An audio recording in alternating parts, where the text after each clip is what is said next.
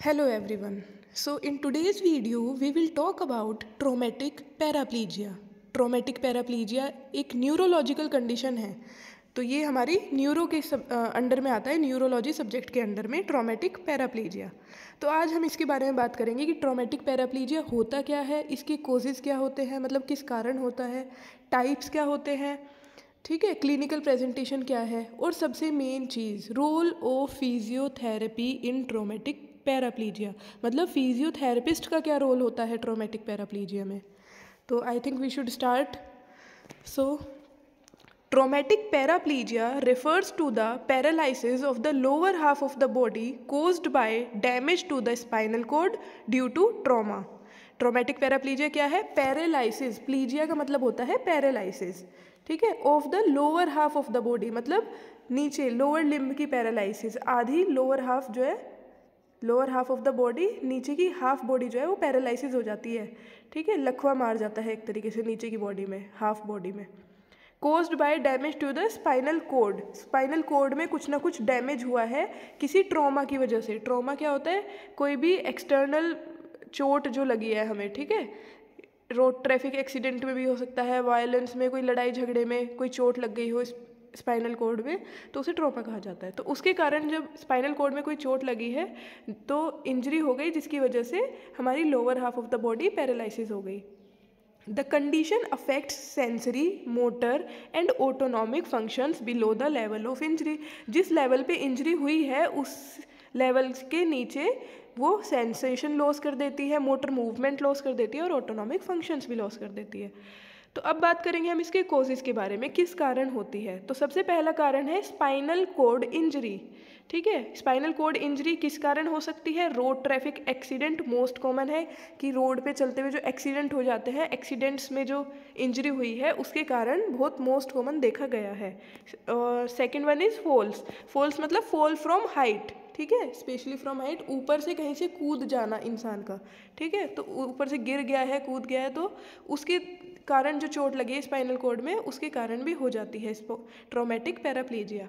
Violence, violence मतलब लड़ाई झगड़ा, जैसे कि किसी की आपस में लड़ाई हो रही है और किसी ने दूसरे को गन शॉट वुंड्स, गन से हिट कर दिया हो, या गन की जो गोली होती है वो लग जाती है उसके कारण, ठीक है, या स्टैब इंजरीज, स्टैब मतलब किसी ने नाइफ वगैरह आपकी स्पाइनल कोड में डायरेक्ट इंजरी कर दी हो जिसके कारण स्टैब कर दिया हो, ठीक है, उसके कारण भी हो जाती है। तो स्पोर्ट्स इंजरीज, स्पोर्ट्स इंजरीज में आएंगी डाइविंग और जिम्नास्टिक एक्सीडेंट, डाइव करते हुए या जिम्नास्टिक करते हुए कोई एक्सीडेंट हो जाए तो स्पोर्ट्स इंजरीज के अंडर में आएगा। सेकेंडरी कॉजेज क्या होते हैं? स्पाइनल ट्यूमर्स और infections that result in traumatic compression of the spinal code, spine के अंदर कोई ट्यूमर हो जाना या कोई इन्फेक्शन हो जाना जिसकी वजह से कंप्रेशन पड़ जाता है, ठीक है, स्पाइनल कोड पे, उसके आसपास की नर्व्स पे, उसके थ्रू भी हमें क्या हो सकता है? ट्रॉमेटिक पैराप्लीजिया हो सकता है। पैराप्लीजिया, पैरा मतलब पैरों में, मतलब lower half of the body में, प्लीजिया मतलब पैरालाइसिस, ठीक है। दो टाइप का होता है। अब इसकी टाइप्स की बात करें तो दो टाइप का होता है, कंप्लीट पैराप्लीजिया एंड इनकम्प्लीट पैराप्लीजिया। कंप्लीट का मतलब कि वहाँ पे कोई भी मोटर और सेंसरी फंक्शन देखने को नहीं मिलेंगे, नो मोटर और sensory function below the level of injury, total sensation loss हो जाएगी, मोटर मूवमेंट सब लॉस हो जाएगा, ठीक है।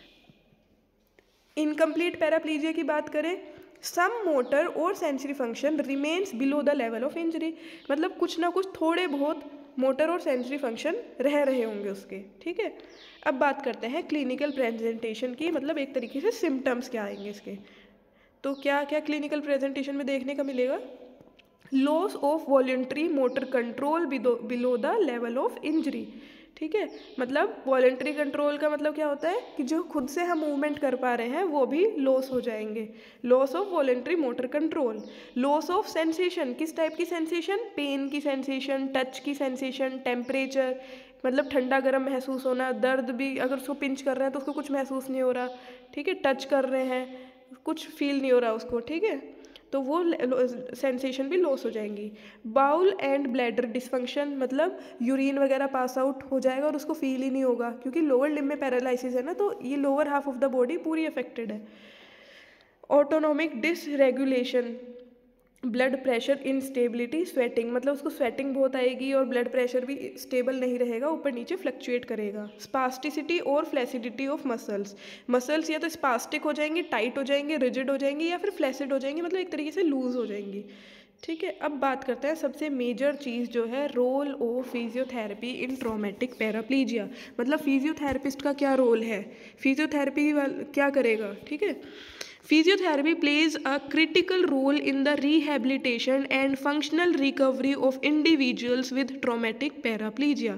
जो फिजियोथेरेपिस्ट होगा वो उसका बहुत इंपॉर्टेंट रोल होता है, क्रिटिकल रोल होता है in the rehabilitation and functional recovery, मतलब रिहेबिलिटेशन प्रोसेस में उसका बहुत इंपॉर्टेंट रोल होता है।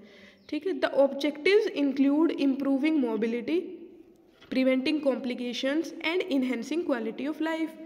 अब बात करते हैं हम इसकी अर्ली स्टेज फिजियोथेरेपी की, शुरुआती टाइम पे उसको क्या फिजियोथेरेपी देनी है, मतलब एक्यूट फेज में क्या फिजियोथेरेपी देनी है। तो उसका क्या मेन गोल क्या होगा, prevent complications and maintain joint mobility, मतलब कॉम्प्लिकेशंस को प्रिवेंट करना है और जॉइंट मोबिलिटी को मेंटेन करना है। रेस्पिरेटरी केयर में ब्रीथिंग एक्सरसाइज कराई जाएंगी टू प्रिवेंट न्यूमोनिया और एटेलिक्टेसिस। ठीक है, ब्रीथिंग एक्सरसाइज कराई जाएंगी, उसकी डीप ब्रीथिंग एक्सरसाइज कराई जाएंगी ताकि न्यूमोनिया वगैरह ना हो, रेस्पिरेटरी सिस्टम सही रहे। Range of motion exercises, range of motion exercises की जॉइंट कॉन्ट्रैक्चर्स ना बने, टू प्रिवेंट जॉइंट कॉन्ट्रैक्चर्स, उसके लिए हमें रेंज ऑफ मोशन एक्सरसाइज करानी पड़ेगी। Positioning and turning prevent pressure ulcers, मतलब उसकी पोजिशनिंग पे भी काम करना है।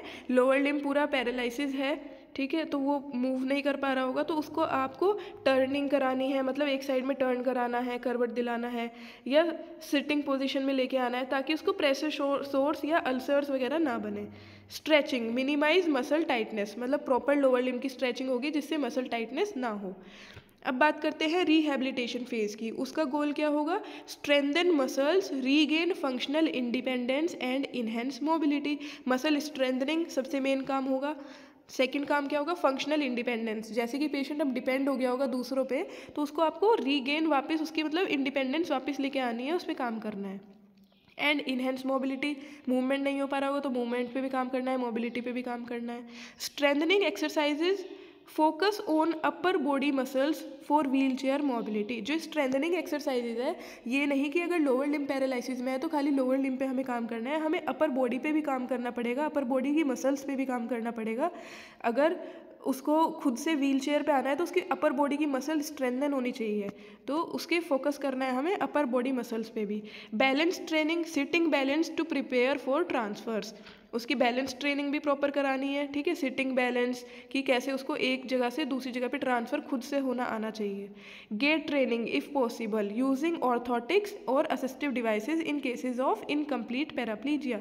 अगर बात करते हैं इनकम्प्लीट पैराप्लीजिया की, मतलब वहाँ पे कंप्लीट लॉस नहीं है सेंसेशंस का और मोटर फंक्शंस का, तो उस केस में हम गेट ट्रेनिंग भी कर सकते हैं, मतलब वो हल्का फुल्का कोशिश कर सकता है चलने की। ठीक है, तो उसमें असिस्टिव डिवाइसेस सपोर्ट के साथ उसको चला सकते हैं। व्हील चेयर ट्रेनिंग में क्या आ गया, मैन्यूवरिंग, प्रोपल्शन एंड ट्रांसफ़र, मतलब व्हील चेयर की प्रॉपर ट्रेनिंग करनी की, व्हील चेयर चलाते कैसे हैं, उसके ऊपर बैठना कैसे है, अगर बेड पे बैठे हो तो व्हील चेयर पे कैसे बैठना है, ट्रांसफ़र ट्रेनिंग, सारी चीज़ें। तो ये आएगी हमारी रिहेबिलिटेशन फेज़ में। अब बात आती है long term management. Long term management में क्या चलेगा उसका, तो पहले गोल क्या होगा, prevent secondary complications and maintain function, कि आगे की कॉम्प्लिकेशन ना हो उसको प्रिवेंट करना है और फंक्शंस मेंटेन रहे बॉडी के प्रॉपर। स्पास्टिसिटी मैनेजमेंट में प्रॉपर स्ट्रेचिंग होगी अपर लिम्ब लोअर लिम्ब सबकी। ठीक है, पोजीशनिंग पे काम ज़रूर करना है, किस लिए, ताकि प्रेशर सोर्स या बेड सोर्स ना बने। एंड स्प्लिंटिंग, कार्डियोवैस्कुलर फिटनेस पे भी काम करना है, आर्म एर्गोमेट्री, रेजिस्टेंस एक्सरसाइजेज और एक्वाथेरेपी। बाउल एंड ब्लैडर केयर पे भी काम करना है, एजुकेशन ऑन सेल्फ कैथराइजेशन और यूजिंग एडेप्टिव टेक्निक्स। ठीक है, सेल्फ कैथराइजेशन मतलब उसको खुद से कैसे लगाना है कैथेटर। ठीक है, तो उसकी भी एजुकेशन देनी है आपको। पेन मैनेजमेंट में टेंस वगैरह का यूज़ कर सकते हैं, modalities like TENS, electrical nerve stimulation है, ठीक है, उसको यूज़ कर सकते हैं, हीट थेरेपी यूज़ कर सकते हैं और हाइड्रोथेरेपी यूज़ कर सकते हैं। अब बात करते हैं psychological support and education, counselling to address psychological effects like depression और एनजाइटी। मतलब उसको साइकोलॉजिकली भी ट्रेन करना है आपको। वो पैराप्लीजिया का पेशेंट है, वो दूसरे पे डिपेंड हो गया है, ब्लैडर एंड बाउल डिसफंक्शन जिसके कारण वो खुद से वॉशरूम वगैरह नहीं जा पा रहा, चल नहीं पा रहा, ठीक है, वहीं पे बेड पे ही उसको सारे काम करने होंगे, तो उसका उस टाइम पे बहुत डिप्रेशन में चला जाता है, घबराहट होने लगती है, एनजाइटी होने लगती है। तो उसको आपको साइकोलॉजिकली भी काउंसिल करना है।